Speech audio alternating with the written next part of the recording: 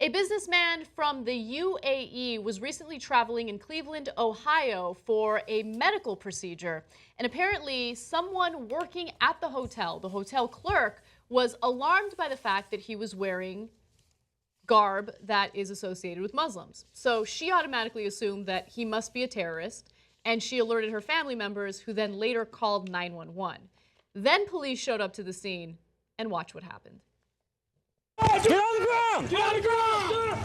Down! On the ground! Do it now! Get on your car. Down! Do it now! Roll out! Lay down! Roll out! Do it now! On me! Got you. I'm on you. Stand in front of me. Get in front of me. This yellow. Come behind you. Awesome. Head straight out in front of you. Don't move. Awesome. Go in. Grab his hands. Cuff him up. Cover. Get the phone away. Get the phone away. Cover the entrance, LP. Get your back. Yeah, what you do? Go. All right, you got his arm? Grab that arm.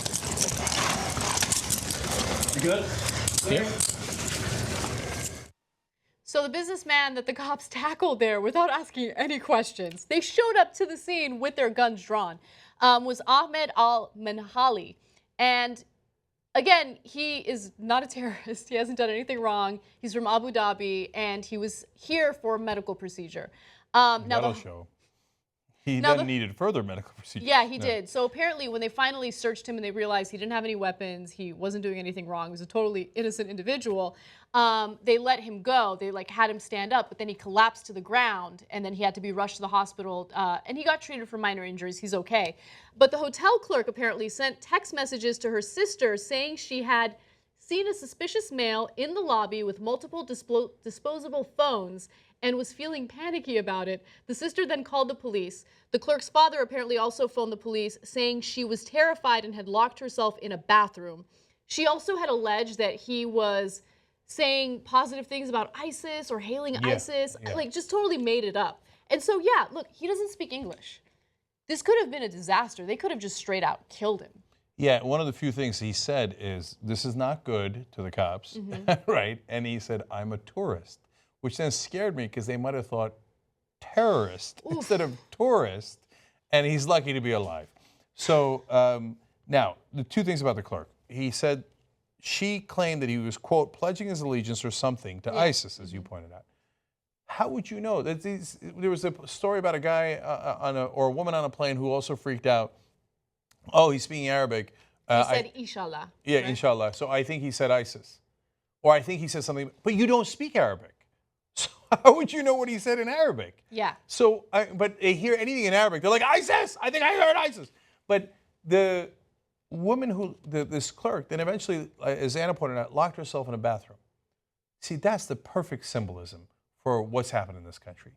We're so scared, and we've created this climate of fear that people are like, oh my God, it's a Muslim. And they are cowering in a bathroom, like, oh my God, it's the other, it's the other. It reminds me of Lost, when the Korean character finally finds the others. And he keeps saying, the others, the others. So look, what the hotel clerk did overall was wrong, right? But look, this is a symptom of the fear-mongering that we see in the media on a regular basis, not just by the media, by the way, by our elected officials, right, who act as though every Muslim is a threat. You have to report anything that you see as suspicious. I think that the responsibility is really up to officials. There needs to be better police training, so there's some questions asked, maybe a little investigation before you show up with your guns out, right? And more importantly, we need to really reconsider the way certain situations are covered in the media. Look, part of me doesn't really blame this woman, right? She's buying all the propaganda that we're seeing constantly about Muslims in America. And you're hearing nothing but terrorist attacks in Turkey, terrorist attacks, abroad in Europe, terrorist attacks here in the United States. You hear it all the time. And so I don't blame anyone who's paranoid or scared, because we're living in a culture of paranoia, right? But again, the real change has to come from the top. It has to come from the media. Those are the real people responsible for this. So part of the system that's wrong is the police referred to his clothing as, quote, a criminal indicator. Now, if, for example, you might say, I know that there's going to be people in the audience who is like, yeah, well, it is, man. It's the Muslims, the Muslims, the Muslims, the Muslims, right? Well, now, what if we said, just switch religions, and you said, well, the cops thought a yarmulke was a criminal indicator. How outrageous would that be? Right. It would be outrageous. But look, I want to be fair. I mean, the yarmulke is not associated with a group that's carrying out terrorist attacks throughout the country right now. You see what I'm saying? But Okay. like, I'm not making an excuse for them, but it just never would happen because it wouldn't make any sense. So I understand that line of logic, but for example, there was a fundamentalist Jewish terrorist who killed Yitzhak Rabin, the Prime Minister of Israel. So I don't remember if he was wearing a yarmulke or not. And so now you would say, okay, now in that situation, that you should have been looking out for someone.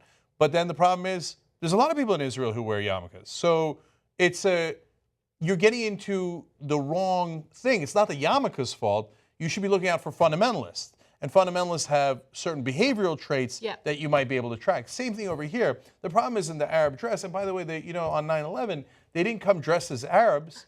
Remember, they wore Western clothing and they were clean shaven because they didn't want to stand out. They weren't coming in Arab dressed like, Allahu Akbar, and walking onto the flights before they did 9/11.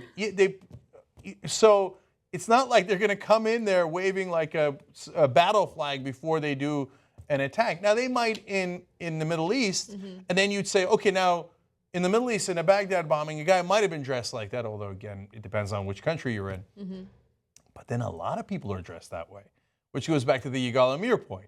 So it doesn't really help you to focus on the outfit as much as it does to try to figure out who might actually be behaving in a way that is problematic, and hence your police investigation would be more likely to be productive, effective, and actually protect us. So finally, why is this such a big news story? Because I feel like this happens a decent amount in America. I've read many stories about this. Oh, he's a businessman from the Gulf. We can't have it. See, that's a guy with money. Yeah, and by the way, not only did it become a big news story that was covered by the New York Times, the mayor of the town apologized to him personally. They made a video with the cops and apologized and said, oh, we need to take some action. You know, there's going to be some consequences for that hotel clerk. I mean, why are city officials apologizing? Our embassy started talking to their embassy. This became an international event. Yes. Things don't become an international event for poor people. Okay, so that is this country saying, hey, you know, a lot of us are wealthy here, and we come to America for medical treatment sometimes because you guys have good medical treatment. We come there for shopping. We come there to drive our Ferraris. And if you know what's good for you, you don't treat the rich that way. That's why this is a big story.